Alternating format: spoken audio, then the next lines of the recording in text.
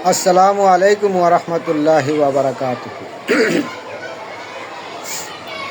नहमदुहु व नुसल्ली अला रसूलिहिल करीम, अम्मा बाद, फ़अऊज़ु बिल्लाहि मिनश शैतानिर रजीम, बिस्मिल्लाहिर रहमानिर रहीम।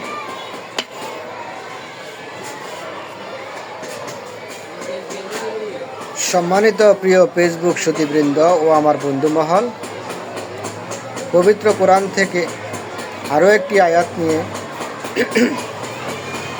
আজকে আবারও ধারাবাহিকভাবে আপনাদের সামনে উপস্থিত হয়েছে।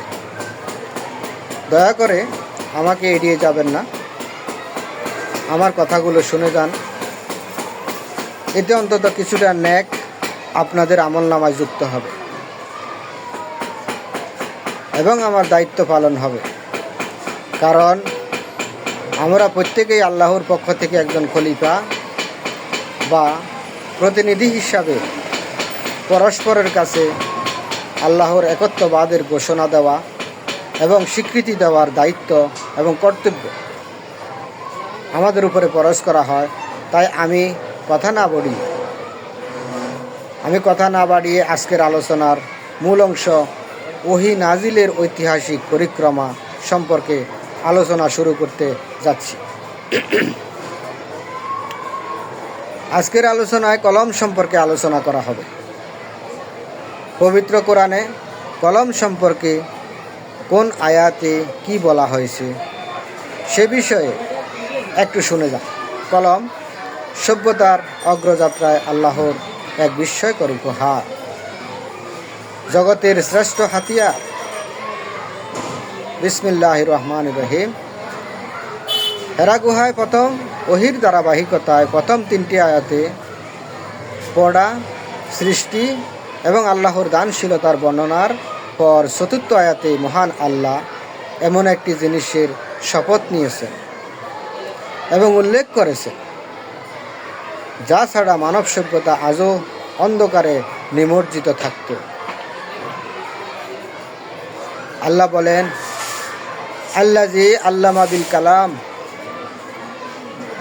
এর অর্থ যিনি কলমের সাহায্যে শিক্ষা দিয়েছেন। সূরা আল আলাক আয়াত নম্বর 4। এই আয়াতটি নাজিল হয়েছে 610 খ্রিস্টাব্দে মক্কা নগরীর হেরা পর্বতের গুহায়, যখন আমাদের নবীজি সাল্লাল্লাহু আলাইহি ওয়াসাল্লাম ধ্যানমগ্ন ছিলেন। আরবের সেই সময়টি ছিল আইয়ামে জাহিলিয়া বা মুখ্যতার যুগ। হাতে গোনা অল্প কয়েকজন মানুষ ছাড়া কেউ লিখতে জানত না। এমন এক যুগে আল্লাহ কলম বা পেন ব্যবহারের কথা উল্লেখ করে এক মহা বিপ্লবের ডাক দিলেন। এর মাধ্যমে আল্লাহ তার রাসূল সাল্লাল্লাহু আলাইহি ওয়াসাল্লামকে বুঝিয়ে দিলেন যে জ্ঞান এখন থেকে অবতীর্ণ হবে তা কেবল মুখে মুখে নয়, বরং কলমের মাধ্যমে নথিবদ্ধ হয়ে কিয়ামত পর্যন্ত টিকে থাকবে। বিজ্ঞানের আলোকে বিশ্লেষণ ও বাস্তবতা, তথ্য সংরক্ষণ ও বিবর্তন। বর্তমান আধুনিক বিজ্ঞান এবং প্রযুক্তির মূল ভিত্তি হল ইনফরমেশন স্টোরেজ বা তথ্য সংরক্ষণ।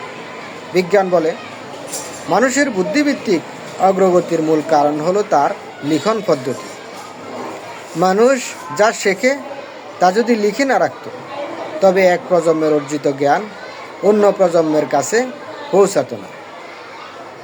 ডিজিটাল যুগও কলম। আজ আমরা যে কম্পিউটার কোডিং বা ডিজিটাল লিখন ব্যবহার করছি তার আদিরূপ হলো কলম।